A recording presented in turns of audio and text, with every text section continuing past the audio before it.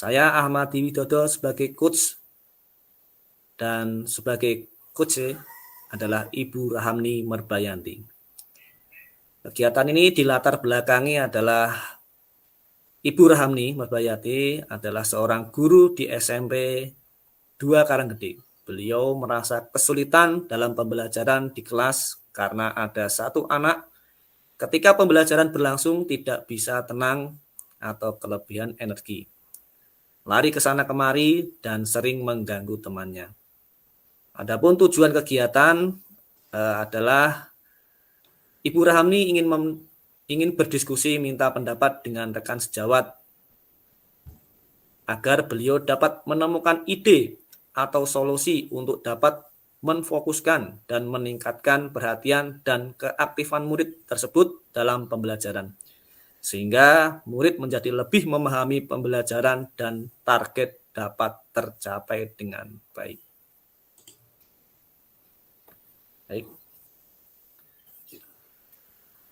Assalamualaikum Bu Rahamni.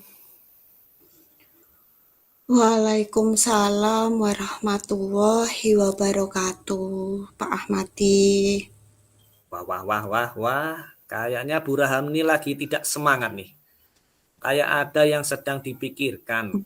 Gimana kabarnya Bu Rahamni?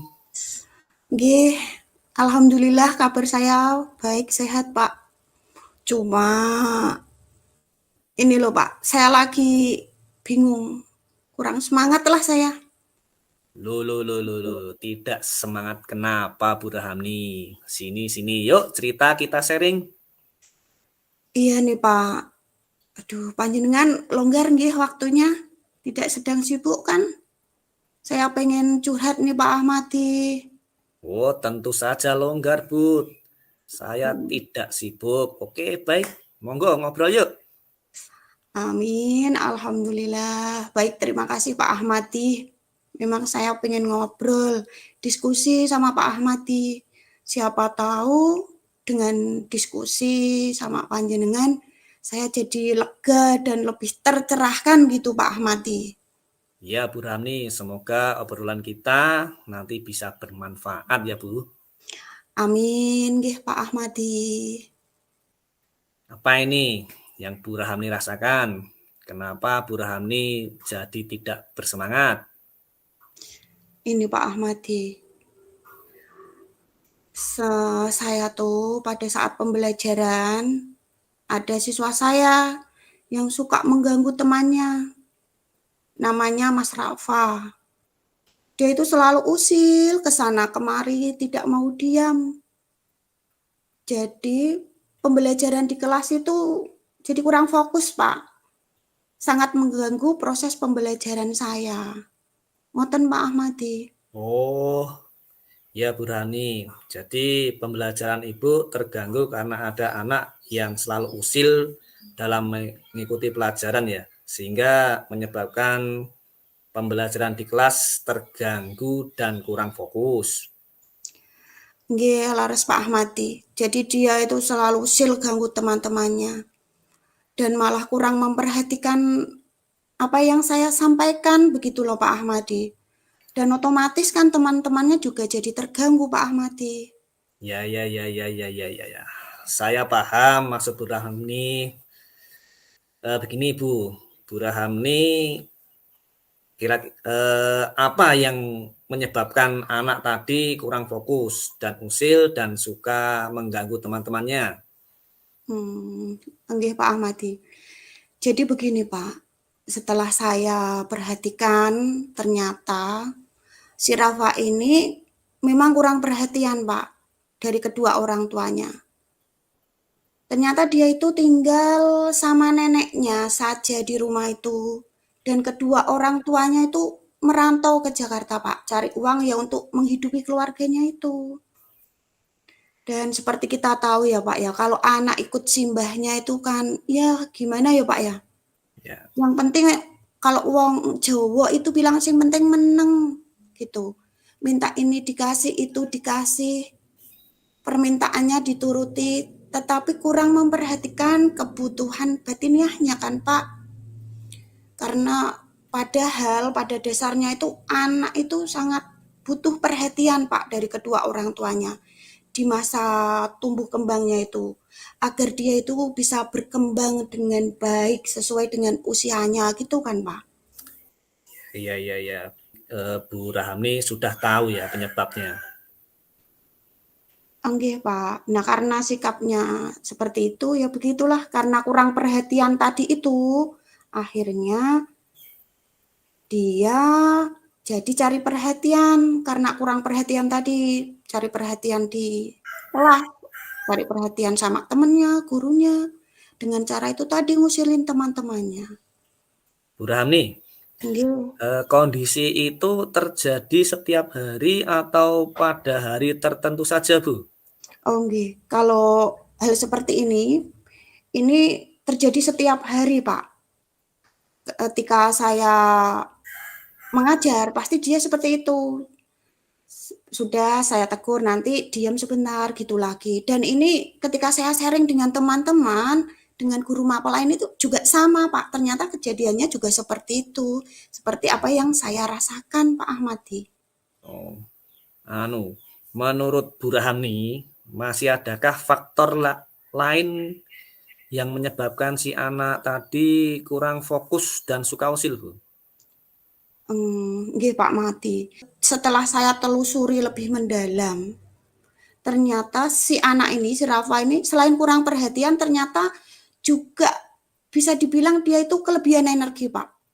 Karena itu anak itu enggak bisa diam Pak, selalu kemana-mana aktivitas terus tidak bisa Lion. berhenti. Walaupun sudah diingatkan, nanti anteng sebentar, iya begitu lagi, kayak enggak punya kesel gitu loh Pak. Ya. Nggih.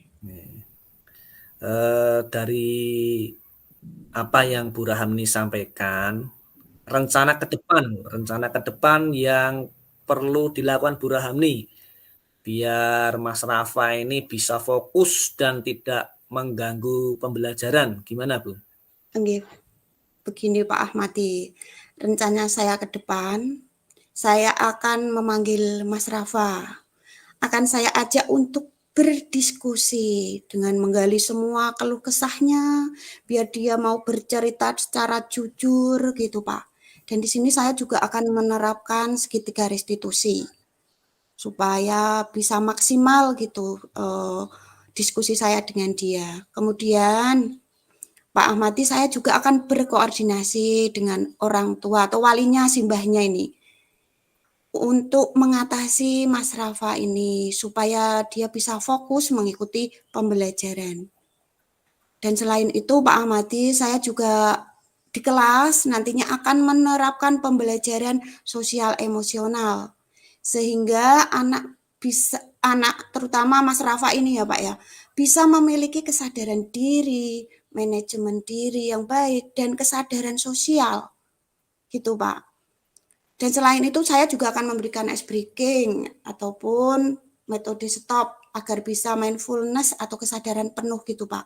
Sehingga ketika mungkin Mas Rafa atau yang lain di kelas itu kok mau melakukan hal-hal yang kurang pas, kita ice breaking dulu atau kita lakukan metode stop dulu. Kita berhenti sejenak yuk. Kita semuanya dulu.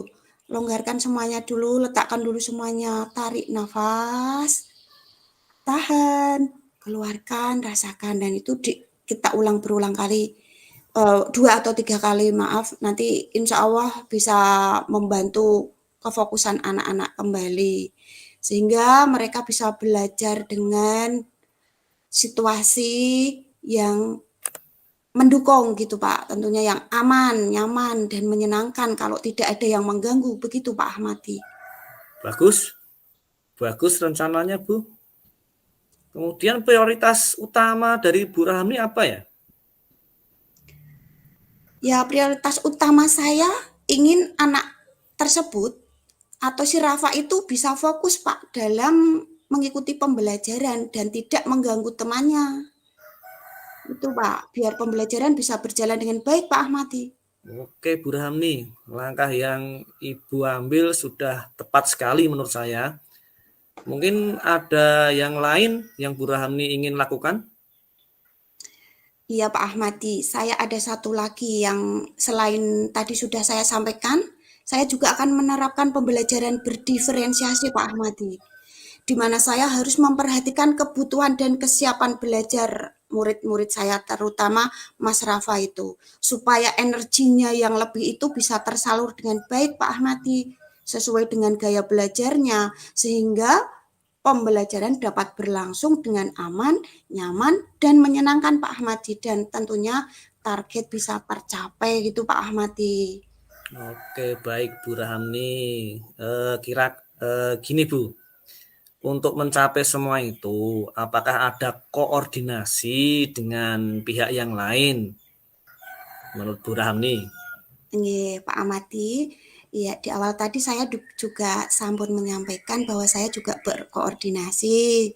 Ini koordinasi yang saya lakukan, yang pertama pasti dengan Bapak Kepala Sekolah terlebih dahulu Pak Ahmadi. Kemudian Ya, rekan sejawat. iya. Yang kemudian teman-teman sekelasnya Pak Ahmadi, ini nggak kalah penting, ini perlu juga. Dan yang terakhir adalah dengan simbahnya sebagai wali muridnya. Iya. Karena menurut saya dengan kolaborasi atau koordinasi dengan semua pihak yang terkait, maka apa yang menjadi tujuan saya akan tercapai dengan baik pula, ngoten Pak Ahmadi. Iya, Bu. Betul sekali apa yang dikatakan Bu Rahmi. Untuk rencana panjenengan yang selanjutnya yang berupa berdiskusi dengan anak, kemudian memanggil orang tuanya, terus menerapkan pembelajaran sosial dan emosional sehingga anak bisa memiliki kesadaran diri, manajemen diri, dan kesadaran sosial sehingga tidaklah mustahil nanti akan tercipta situasi dan kondisi kelas yang aman, nyaman, dan menyenangkan sehingga prestasi pun bisa meningkat Bu. Bagus Bu Rahmi. Dari hasil diskusi ini kesimpulan dan komitmen apa yang bisa Bu Rahmi ambil agar siswa ini bisa kembali fokus? Oh, baik Pak Ahmadi.